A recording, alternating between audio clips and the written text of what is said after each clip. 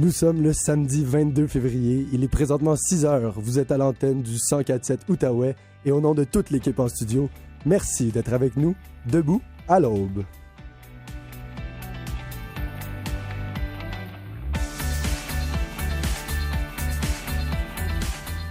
Loïc Beauregard-Lefebvre au micro avec vous aujourd'hui, malgré la fin de mon petit rhume, comme vous pouvez l'entendre. Et aujourd'hui, à l'émission, en nouvelles, la grève des enseignants. Et on suit l'évolution des blocages ferroviaires. Au reportage, on plonge dans l'univers des drag queens. Et comme à chaque samedi, on vous réserve notre quiz à 6h25.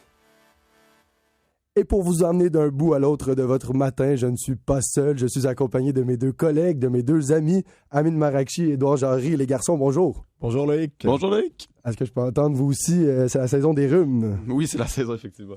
Les gars, qu'est-ce qu'on remercie aujourd'hui? Moi, je voudrais remercier ce matin toutes les personnes qui participent avec moi au défi 28 jours. Merci pour votre participation, merci pour vos messages, votre soutien, vos dons. C'est grâce à vous que la Fondation Jean Lapointe peut continuer d'aider un grand nombre de personnes avec leur consommation.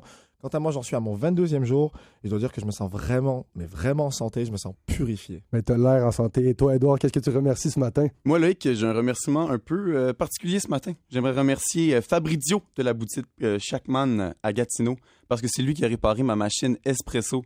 Donc, salut Fabrizio, si tu nous écoutes en ce moment, merci beaucoup. Tu m'as permis d'avoir ma dose de caféine quotidienne ce matin. Et pour ma part, j'aimerais remercier Lara, 9 ans, qui nous a écrit une lettre. C'est rare qu'on reçoit une lettre de nos jours. Et je vous la lis. Bonjour, je m'appelle Lara et j'ai 9 ans. Je vous écoute à chaque matin. Ma chronique préférée est la chronique La rumeur court de Amine. J'aimerais faire de la radio comme vous un jour. Bonne journée, Lara. Ah, merci beaucoup Lara, ça me fait chaud au cœur. Lara, on va t'inviter à venir passer une journée avec nous en studio pour voir c'est quoi la radio en vrai et pour qu'on puisse te rencontrer aussi. Très hâte de te rencontrer, Lara. Et on vous rappelle que vous pouvez toujours nous écrire, soit par lettre comme Lara, ou peut-être plus facilement sur notre site internet fm1047.ca ou sur notre page Facebook Debout à l'aube 1047. En météo, nuageux avec des éclaircies aujourd'hui. Les températures seront légèrement au-dessus des normales de saison aujourd'hui, alors qu'il fait présentement -1, ressenti de -6, et ça devrait se réchauffer en journée. On annonce un maximum de 3 degrés en après-midi. Demain, on prévoit un ciel nuageux avec des éclaircies, température de 5 degrés. Les températures au-dessus du point de congélation se maintiendront dans les prochains jours. On annonce 7 lundi, 3 mardi et 1 mercredi. Circulation maintenant, ça roule assez bien sur les routes ce matin. Autoroute de l'Outaouais, direction Est, rien à signaler. Léger ralentissement, direction Ouest au niveau du boulevard Mahoney. Autoroute de la Gatineau, c'est fluide dans les deux sens. Autoroute transcanadienne, ralentissement de quelques minutes dans les deux sens au niveau de la rue Bank. Queensway, rien à signaler. N'oubliez pas que la promenade du Colonel sera fermée ce soir entre 16 et 20 heures pour la marche de la nuit la plus froide pour ramasser des fonds pour les sans-abri. Le prix du litre est à 1,06 $, à la pompe à Gatineau. Et on le sait, vous êtes sûrement en route vers le travail, peut-être même un peu en retard, mais rassurez-vous, vous n'êtes pas les seuls à courir. Amine, la rumeur court que le risque de contamination au coronavirus aurait augmenté aujourd'hui. Oui, avec la sortie des 200 Canadiens de l'hôtel de la base militaire de Trenton en Ontario, la rumeur court que nous sommes plus à risque d'attraper le coronavirus au Canada. Ils étaient retenus en quarantaine pendant 14 jours afin de confirmer qu'aucun d'entre eux n'ait contracté la maladie, dont la période d'incubation est de 2 à 10 jours. Et j'ai vu sur les réseaux sociaux que ça inquiétait plusieurs personnes. Ils y voient une augmentation du risque de contamination, mais rassurez-vous, ce n'est absolument pas le cas. S'ils sont sortis et qu'on a mis fin à leur quarantaine, c'est justement parce qu'ils ne posaient plus aucun risque à personne, donc pas de panique. Et Amine, où est-ce qu'on en est au niveau du bilan pour le coronavirus? On dénombre aujourd'hui 78 000 cas à travers le monde, se concentrant principalement sur le continent asiatique. 7 cas au Canada, 3 en Ontario, 6 en Colombie-Britannique. 2300 morts. Et je trouve qu'on ne parle pas assez de ça, mais 21 000 personnes ont guéri du coronavirus parce que la réalité de ce virus, c'est qu'il n'est pas aussi dangereux que ce qu'on pourrait croire en regardant les médias. Le virus n'est mortel qu'à 3,5% et c'est une maladie qu'on peut soigner. On va continuer à suivre ça de très près. 6h04, les nouvelles.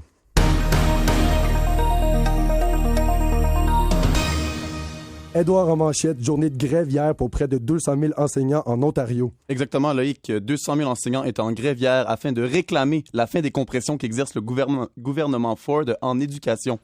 Après 25 semaines sans contrat de travail et les pourparlers qui durent depuis plus d'1 mois, les syndicats se disent catégoriques sur le fait qu'ils n'accepteront pas les offres du gouvernement Ford comme si elles existent en ce moment. Ils refusent particulièrement la hausse du nombre d'élèves par classe puisque cela nuirait à la qualité de leur enseignement. Cette grève a donc engendré 2 millions d'étudiants en congé forcé. Plusieurs d'ailleurs en ont profité pour être solidaires et manifester en faveur des revendications des enseignants. Par exemple, à l'Université d'Ottawa, les étudiants ont fait des lignes de piquetage afin de montrer leur soutien envers leurs éducateurs et invitent le gouvernement à cesser les compressions. Du côté du gouvernement, le ministre de l'Éducation, accuse les enseignants de causer de l'instabilité dans le parcours scolaire des étudiants. C'est notamment la première fois que les 4 plus grands syndicats d'enseignants et de travailleurs de l'éducation organisent conjointement une grève depuis 1997. Et Justin Trudeau qui change d'attitude face au blocage ferroviaire. Exactement. Dans une déclaration hier soir, Justin Trudeau affirme la fin des blocages sur l'ensemble du réseau de voies ferrées. Sa patience épuisée, le premier ministre se dit prêt à passer au prochain stade dans la résolution de cette impasse, que ce soit avec ou sans la coopération des Premières Nations impliquées.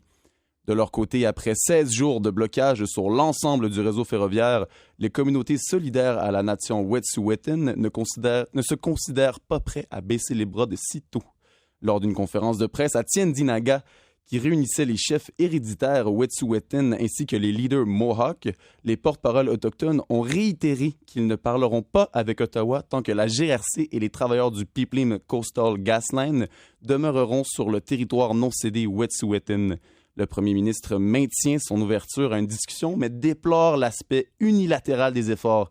Il lance donc la balle dans le camp des communautés autochtones. Tout semble indiquer que les services seront rétablis prochainement. Oui, Via Rail, de son côté, déclare le retour en service de la ligne entre Ottawa et Montréal d'ici lundi prochain. Ce qui ne semble pas impossible puisque certains blocages se démantèlent alors qu'on se parle, Loïc. Et comme à Saint-Lambert, le barrage a été démantelé. Exactement, les manifestants qui bloquaient la voie ferrée dans la municipalité de Saint-Lambert ont quitté les lieux autour de 22 heures hier soir. Après une injonction ordonnée par le gouvernement Legault, qui leur était administrée par le gouvernement Legault avant-hier, une dizaine de policiers du Canadien national et de l'agglomération de Longueuil se sont présentés sur les lieux jeudi après-midi. Une guerre d'usure s'est donc ensuite. En bloquant le ravitaillement, la police s'est assurée que les manifestants n'auraient éventuellement pas d'autre choix que de lever les voiles. Arrivé à Cornwall d'une autre vague de Canadiens rapatriés. 129 Canadiens qui étaient à bord du Princess Diamond, ce bateau de croisière devenu véritable incubateur qu'on suit depuis quelques semaines, ont été rapatriés. Donc, ils ont fait leur arrivée au centre Nav de Cornwall après-midi après avoir enduré une quarantaine de 2 semaines en haute mer au large de Yokohama au Japon. Leur périple n'est toutefois pas encore terminé puisqu'ils devront affronter une 2e quarantaine avant de pouvoir retourner dans le public et leur famille. Et en Ontario, les choses se corsent dans l'hôpital de Shawville, dans Pontiac. Exactement, Loïc. Le Centre intégré de santé de l'Outaouais a annoncé la fermeture du service d'obstétrique pour les 6 prochains mois. C'est une nouvelle que l'on suit également depuis un bon moment. Le grave manque de personnel dans cette institution a causé 14 fermetures momentanées depuis le début de l'automne dernier. Alors qu'une douzaine d'infirmières spécialisées seraient nécessaires afin d'assurer les services sécuritaires et adaptés aux clients. Il n'y avait au moment de la fermeture que 3 infirmières sur place. Donc la pression sur ces 3 employés ainsi que le danger potentiel aux femmes enceintes qui nécessitent ces soins ont fait en sorte que la situation n'était vraiment juste plus viable. Donc les femmes enceintes pour le moment du Pontiac devront se déplacer à Gatineau à plus de 100 km afin d'accoucher. Merci Édouard. Amène au sport, date limite des transactions dans la LNH lundi. Oui, Loïc, pardon. Les directeurs généraux ont jusqu'à lundi 15h pour compléter leurs transactions et Marc Bergevin se montre hésitant quant à la direction qu'il va choisir pour redonner du lustre à son équipe. Le classement général du Canadien de Montréal ainsi que leurs 8 points de retard en série éliminatoire font que les rumeurs concernant le départ de Nate Thompson et Thomas Tatar font réagir plusieurs partisans et plusieurs joueurs de l'équipe. Thomas Tatar. Tartar, c'est son surnom par contre. Excusez-moi, pardon. Il sera difficile de prévoir à quel point la formation du Canadien va changer d'ici la fin du décompte. On espère que le match d'aujourd'hui, les opposants aux sénateurs d'Ottawa, va nous permettre d'y voir plus clair. Ce sera diffusé ce soir sur nos ondes à compter de 19h. Au tennis maintenant, Félix Auger-Aliassime en finale à Marseille. Pour la première fois depuis 1990, 3 Canadiens ont participé au quart de finale d'un même tournoi de l'ATP. Toutefois, seul Félix Auger-Aliassime a été en mesure de poursuivre sa route. Une belle victoire de 7-5 et 6-2 contre le Bélarus Egor Gerasimov. Il se qualifie pour les demi-finales au tournoi de Marseille où il affrontera le Français Gilles Simon pour une place en finale. Basketball maintenant, victoire des Raptors contre les Suns de Phoenix. Oui, Loïc, un score final de 118-101, un match serré dont l'issue s'est décidée grâce à la performance de Pascal Siakam, qui, de retour du match des étoiles, a obtenu 37 points et 12 rebonds, 17 au premier quart et 25 au second. Une excellente performance aussi également de Serge Ibaka qui a inscrit 16 points pour les Torontois. Les Raptors n'ont encaissé qu'une seule défaite à leurs 17 derniers matchs. Et finalement, nouveau record du monde au demi-marathon. Le record du demi-marathon tombe aux Émirats arabes unis. L'Éthiopienne Ababel Yesnane a abaissé le record du monde du demi-marathon à 1h 4 minutes et 31 secondes. Un exploit réalisé vendredi à Ras Al Khaimah. Elle a battu de 20 secondes la précédente marque mondiale de 1h 4 minutes et 51 secondes, établie le 22 octobre 2017 par la Kenyane Joycelyn Jepkosgei. Merci Amine. On a reçu un communiqué que le premier cas présumé du nouveau coronavirus de Wuhan a été confirmé à Toronto. Le vendredi 22 février, donc hier, des ambulanciers ont transporté à l'hôpital général d'Ottawa un patient atteint de fièvre et présentant des symptômes respiratoires. Immédiatement après l'avoir examiné et avoir confirmé qu'il était récemment revenu de Wuhan, Chine, le personnel hospitalier a mis le patient en isolement. Des échantillons ont été envoyés au laboratoire de santé publique d'Ontario. Et le ministère de la Santé a récemment ajouté le nouveau coronavirus à la liste des maladies désignées à déclarer. Donc, il faut déclarer le coronavirus si vous arrivez en hôpital. Pour en parler, on reçoit David Poitras, porte-parole de l'hôpital général d'Ottawa. Bonjour, M. Poitras. Bonjour, messieurs. Je voulais juste, je me permets de vous corriger. J'ai entendu dire, vous disiez que c'était confirmé à Ottawa. C'est bien à Toronto, pardon, c'est bien à Ottawa. C'est à Ottawa, parfait. Est-ce que vous pouvez nous informer un peu sur la situation? Est-ce que la population doit s'inquiéter de ce cas? Ben, en fait, vous le disiez un petit peu plus tôt dans votre émission, il n'y a pas lieu à s'inquiéter à proprement dit du virus. Comme vous le savez, nous, on a des procédures qui sont assez claires et très, très préparées à l'avance. Donc, dès qu'on a eu ce patient-là qui s'est présenté dans nos urgences, les procédures ont été mises en place. On a pu détecter le virus après avoir fait une batterie de tests. Et puis, ce patient-là est actuellement en quarantaine. Donc, il n'y a pas de danger à avoir. Là, ce que je peux recommander aux gens de la région, là, c'est de les mêmes procédures qu'avec la grippe qu'on connaît, là, la grippe commune. Donc, si on a une toux toussée dans son pli de coude, et puis de se laver les mains souvent, là, c'est pas mal la meilleure façon d'éviter de contracter ce virus-là. Juste pour nous rassurer, est-ce que le patient va bien? Ben, pour le moment, le patient va bien. Comme je vous dis, on est en train de suivre le processus et puis sous les grands soins de notre personnel hospitalier à l'hôpital d'Ottawa. Et on me dit dans le communiqué que pour renforcer la capacité de la province à surveiller les cas du virus, il faut déclarer la maladie en vertu de la législation ontarienne en matière de santé publique. Comment on fait pour savoir si on pourrait avoir le coronavirus? C'est quoi les signes, en fait? C'est une très bonne question. Les symptômes s'apparentent beaucoup à ceux de la grippe, donc vilaine douleur musculaire, une bonne toux et puis de la fièvre. Donc, habituellement, les patients qui vont avoir ce genre de symptômes-là, ça ne trompe pas, ça ressemble beaucoup à la grippe, donc vous présentez aux urgences et puis nous, de notre côté, on doit les déclarer là, au ministère. Si ça ressemble beaucoup à la grippe, pourquoi c'est plus dangereux, en fait? Pourquoi la grande épidémie, la grande pandémie, en fait?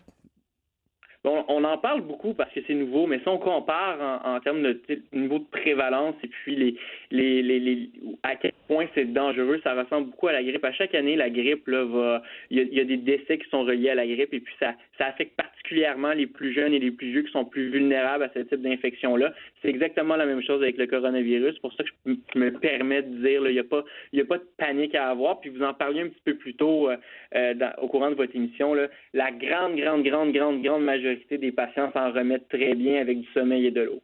Parfait. Le gouvernement a publié une page web informative. Est-ce que vous pouvez nous donner le nom de cette page web?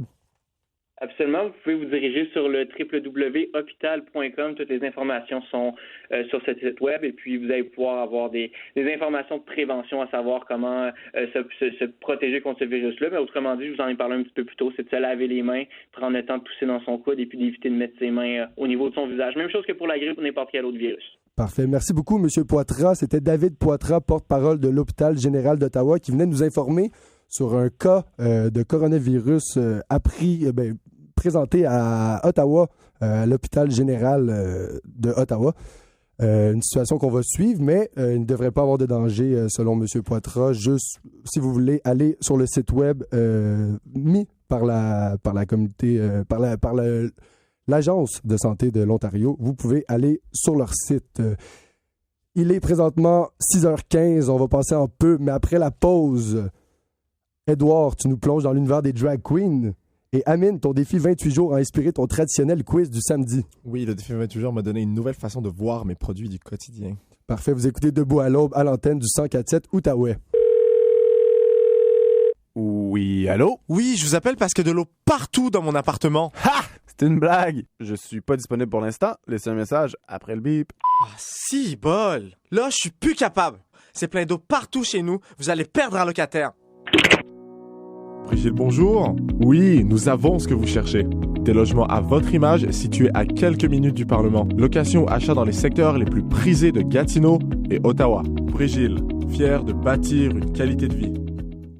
6h16, vous écoutez Debout à l'aube à l'antenne du 104.7. Édouard, ça fait quelques semaines que tu nous parles d'une télé-réalité américaine à laquelle tu es devenu assez accro. RuPaul's Drag Race. Absolument, Loïc. Et comme tu dis, je pense que je vous ai un peu cassé les oreilles avec ça ces derniers temps. Là. Mais j'ai vraiment écouté en rafale toutes les saisons de cette série très populaire, comme tu l'as dit, RuPaul's Drag Race, qui est disponible sur Netflix. Puis après avoir absolument consommé tous les produits disponibles à ce sujet-là, ben ma soif n'était toujours pas assouvie. J'ai vraiment eu besoin de saisir l'ampleur de cet univers-là, qui est le drag, qui est vraiment un univers en soi. Donc, j'ai fait ma petite enquête personnelle. Puis tu nous as préparé un reportage. On s'en va écouter ça.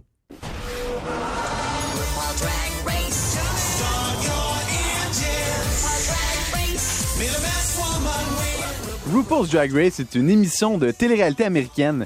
C'est un concours de drag queen auquel la célèbre RuPaul, qui est à la fois présentatrice, mentor et une figure super importante de la scène LGBTQ+, sélectionne la prochaine superstar américaine du drag. Pour faire une métaphore que ceux qui n'ont jamais vu l'émission pourraient comprendre, c'est un peu comme La Voix ici, mais avec des drag queens. Chaque semaine, les candidates sont soumises à différents défis et sont évaluées par un groupe de juges dont fait partie RuPaul, ainsi que d'autres personnalités publiques qui vont critiquer la progression des participantes ainsi que leur performance.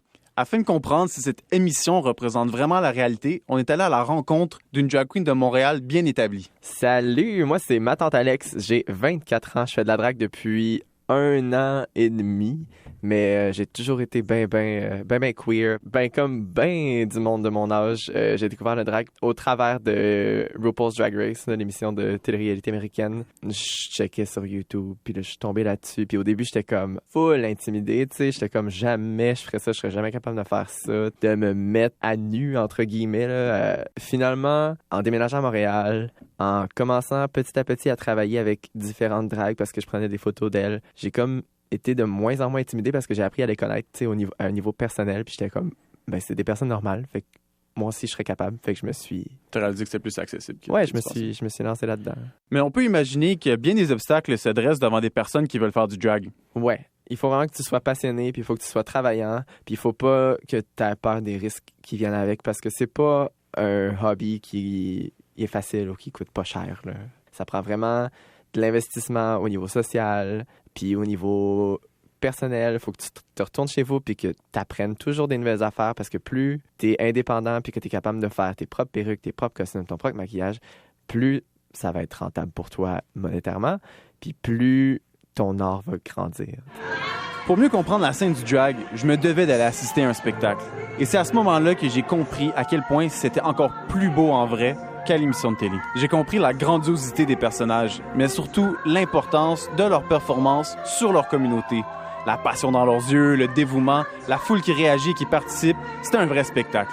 Je pense que la ligne entre art et divertissement, il y en a pas vraiment. Je pense que les deux vont comme main dans la main. Là. Tu ne demanderais pas ça à un chanteur, comme à quel point ce que tu fais c'est de l'art, à quel point ce que tu fais c'est du divertissement, tu sais. Cependant, récolter les fruits du drag, ce n'est pas toujours facile. Beaucoup d'homosexuels, tu sais, quand on grandit, on sent tellement de du rejet par rapport à plein de choses, que comme on vient se sécuriser dans nos petites pop stars parce que ils expriment tout ce que nous, on voudrait être capable d'exprimer au quotidien dans la vie, tu sais, comme la féminité flamboyante, puis vraiment du gros empowerment. Je pense que tout le monde a le droit de faire du drag, peu importe ton identité de genre, peu importe. Puis je pense que c'est une des forces de cet art-là, c'est que c'est toi qu'on célèbre, puis tu peux être célébré pour peu importe le body type que t'as, la race que t'as, l'âge que t'as. Mais au fond, c'est pas ça le plus important. Parce que ce qui compte le plus, c'est l'esprit de communauté que le drag apporte à ceux qui le pratiquent. Ce moment-là, on le voit d'ailleurs de temps à autre dans l'émission,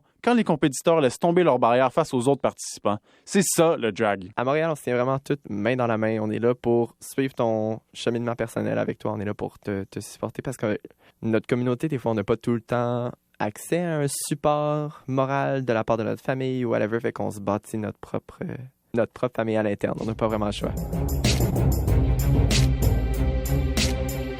There's something on my face. Merci Edouard pour ce reportage. Si on veut suivre la drag queen, ma tante Alex, on va où? On va sur les réseaux sociaux. Vous pouvez la trouver sous son nom de scène, @matantealex. Et si jamais vous voulez vous déplacer à Montréal, vous pouvez la voir performer au cabaret Chimado, où elle est une habituée de la place. Et pour les auditeurs qui seraient intéressés à explorer davantage l'univers du drag, est-ce qu'il y a des soirées dans la région? Ben absolument. Le Lookout Bar à Ottawa a des soirées drag tous les samedis soirs. On pourrait y aller, on pourrait se faire une petite sortie à 3, les gars. Je suis très partant. Moi, vous le savez que c'est dans mes cordes. Il est 6h21, c'est l'heure des coups de gueule de la semaine. Et pour notre premier coup de gueule, on vous parlait plutôt du démantèlement du blocage des voies ferroviaires à Saint-Lambert hier. Eh bien, il y a un résident de Saint-Lambert, David Skitt, qui avait décidé de prendre les choses en main jeudi, peu après l'injonction obtenue par le Canadian National. M. Skitt est allé confronter les manifestants directement sur place en déclarant, et je le cite, « Vous bloquez des milliards de dollars de notre économie. 1000 personnes viennent de perdre leur emploi. Je me fous de Legault et de Trudeau. Ce que je veux, c'est que vous partiez d'ici de façon sécuritaire, c'est tout. » Interrogé par les journalistes sur place, M. Skitt a qualifié la manifestation d'inacceptable, un citoyen qui doit être bien heureux de la fin du blocage. Deuxième coup de gueule de la semaine, c'est Elizabeth Warren, la candidate à la chefferie du Parti démocrate qui a mis les points sur les i à propos de Michael Bloomberg au débat démocrate de mercredi à Las Vegas. L'ancien maire de New York participait à son premier débat et s'est fait, excusez-moi l'expression, remettre à sa place par la sénatrice américaine qui a lancé le débat en disant « J'aimerais parler de celui contre qui nous nous présentons, un milliardaire qui traite les femmes de grosses madames et de lesbiennes au visage de cheval. Je ne parle pas de Donald Trump, je parle du maire Bloomberg. » Mme Warren s'est pas arrêtée là. Elle a continué ses attaques contre l'ancien maire en évoquant des reportages récents sur des poursuites lancées il y a des années par des femmes. Ces femmes dénonçaient un climat de harcèlement sexuel et d'intimidation au sein de l'entreprise de M. Bloomberg. À l'ère MeToo, on se demande si ça va jouer un rôle dans la course à la chefferie qui est présentement menée par le sénateur américain Bernie Sanders, selon les sondages. Et finalement, pour notre dernier coup de gueule de la semaine, on vous parlait la semaine dernière de la chicane entre notre collègue à Montréal, Patrick Lagacé, et Richard Martineau. Eh bien, ce dernier a été de nouveau impliqué dans une controverse cette semaine. Le chroniqueur du Journal de Montréal a relayé une fausse citation du philosophe David Weinstock dans une de ses chroniques, à la suite de laquelle le gouvernement a décidé de désinviter M. Weinstock d'un forum tenu dans le cadre de la réforme du cours d'éthique et culture religieuse. Il y a Paul Journet dans la presse qui dénonce la rapidité à laquelle on peut basculer du débat au lynchage et surtout, il dénonce l'ironie de ce lynchage pour un débat portant sur l'éthique. Le ministre de l'Éducation, Jean-François Roberge, a reconnu son erreur, mais la situation ne va pas changer. Monsieur Weinstock pourra assister au forum, mais sa conférence est tout de même annulée. Il est présentement 6h24. Amine, ton défi 28 jours t'a inspiré ton quiz de la semaine. En effet, Loïc, ce défi 28 jours m'a poussé à me poser des questions sur les produits qui accompagnent notre quotidien. Et j'ai réalisé que dans nos vies, on retrouve plein de substances qu'on consomme régulièrement qui ont ce qu'on pourrait appeler un double rôle. Prenons par exemple l'alcool. On en retrouve bien sûr dans nos breuvages, mais on en retrouve aussi dans certains types de carburants. Et donc, durant ce mois sans alcool, je me suis demandé s'il y avait d'autres produits de notre quotidien qui possédaient d'autres fonctions dans la nature. Et pour en savoir plus, j'ai fait de ce sujet mon quiz de la semaine. Et pour rester aussi dans le thème du défi 28 jours, le vainqueur de cette semaine va venir prendre une bière sans alcool avec moi. Parfait. Alors c'est parti. Première question. Quel est le rôle principal de la caféine? A. Faire de nos matins une joie et un réconfort. B. Tuer des insectes. C. Tonifier les cellules musculaires. Moi, je vais y aller avec C, tonifier les cellules musculaires. Pour moi, c'est B. Et c'est Édouard qui gagne ce premier point parce qu'effectivement, la réponse est B, tuer des insectes. Les plantes de café, de thé et de guarana produisent de la caféine pour se protéger des insectes. C'est donc un pesticide naturel. La caféine qu'il y a à l'intérieur des plantes est là pour éloigner les insectes. Absolument. Une seconde. Est-ce que ça veut dire que le matin, je me réveille puis je bois un grand verre de pesticides chauds pour commencer ma journée? Exactement. Mais c'est un pesticide naturel qui est inoffensif pour notre santé. Ça n'a absolument rien à voir avec les pesticides chimiques dont on se sert pour arroser nos plantes. Donc, prochaine question, deuxième question. Le ou lesquelles de ces substances sont des insecticides? A, la nicotine, B, la cocaïne, C, le THC ou D, toutes ces réponses? Je vais y aller avec D, toutes ces réponses. A, la nicotine. Et Loïc crée l'égalité, car en effet, c'est D. La plupart en fait des substances que l'on retrouve dans les drogues récréatives sont des insecticides ou des poisons neurotoxiques à l'état naturel. Donc, il y a certains poisons qui sont plaisants pour nous. Exactement, et c'est complètement paradoxal parce que ces substances-là ont été créées au départ pour leur qualité empoisonnante, mais lorsque nous on les consomme, notre cerveau sécrète de la dopamine, on adore ça, puis on peut même en devenir accro. Et c'est pour ça d'ailleurs que les scientifiques appellent ça le paradoxe des drogues agréables. Le paradoxe des drogues agréables. Exactement, on ne sait pas encore d'où ça vient ni comment ça s'est développé dans notre espèce, mais ce qui est drôle, c'est qu'on n'est pas les seuls à avoir ce genre de comportement contradictoire, et c'est ce qui nous amène à notre troisième question. Quel animal marin adore se droguer à l'aide du venin neurotoxique des poissons globes? Le poisson globe, c'est le poisson qui gonfle comme un ballon avec plein de pics, comme on peut en voir dans le film Nemo. Ah oui, comme quand il gonfle dans un sac. Exactement. Donc A, le requin-marteau, B, le dauphin, C, le beluga ou D, la baleine bleue. Moi, je vais y aller avec C, le beluga. Moi, je vais essayer d'être logique un instant, Amine, OK? OK, vas-y. C'est sûr que c'est un mammifère marin. Parce que c'est les seuls qui vont être assez intelligents pour développer un réflexe comme ça. Donc, je vais dire les dauphins. Tout le temps la rationalité ici. Absolument. Et c'est Édouard qui reprend la tête avec cette bonne réponse. C'est effectivement les dauphins à forte dose. Les toxines de ce poisson sont mortelles, mais à petite dose, elle a des effets hallucinogènes sur ces animaux. Oh. C'est un match assez serré. J'aime ça. Ils sont malins, ces dauphins. Ils sont malins. Donc, quatrième question. Quelle créature peut-on retrouver complètement désorientée à la racine d'iboga dans la savane africaine? Il nous faut des choix de réponse. Excusez-moi, oui. A, le lion, B, l'éléphant, C, le babouin. Moi, je vais y aller avec le lion. L'éléphant. Et on a Édouard qui prend la tête, car effectivement, c'est l'éléphant. Yes. On a observé à plusieurs reprises des éléphants complètement perdus, désorientés, sous l'effet de la racine d'iboga, une racine avec des propriétés hallucinogènes. Bon, là, Loïc, je vais te donner une chance. Prochaine question, c'est kit ou double? Ah, moi, kit ou double. Parfait. C'est moi qui vais l'avoir, cette bière, Loïc. C'est parti, c'est ce qu'on va voir. Quels animaux se jettent sur l'alcool lorsqu'ils n'arrivent pas à copuler? A, les chimpanzés, B, les chiens ou C, les mouches à fruits? Je vais aller avec A, les chimpanzés. Ça sonne comme une question piège. Je vais dire les mouches à fruits. Et décidément, Édouard a bien étudié. Je suis en feu ce matin, les gars. Effectivement, la bonne réponse, c'est les mouches à fruits. L'alcool a le même effet sur les mouches mâles que le plaisir sexuel et de ce fait se jette sur ce dernier lorsqu'il n'arrive pas à séduire. Et voilà, le vainqueur d'aujourd'hui, celui qui remporte la chance de venir boire une bière sans alcool avec moi est Édouard. Félicitations. Merci beaucoup. Félicitations, Édouard. Très hâte à notre tête-à-tête avec une petite bière sans alcool, Amine. Quant à moi, je vais terminer ce quiz avec un petit fait intéressant. Il y a de la nicotine dans les tomates. Si vous êtes mal pris en soirée, vous savez ce qu'il vous reste à faire. Merci, c'est tout pour moi. Merci. Merci beaucoup, Amine. Puis vous savez à quel point je déteste perdre. Donc, ça me dérange pas. Ça me dérange pas, mais j'aime pas ça perdre. 6h16, on va aller en météo. En météo aujourd'hui, nuageux avec des éclaircies.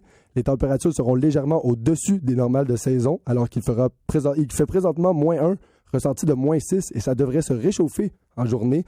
C'est tant mieux, hein? Si vous voulez aller jouer dehors, on annonce un maximum de 3 degrés en après-midi.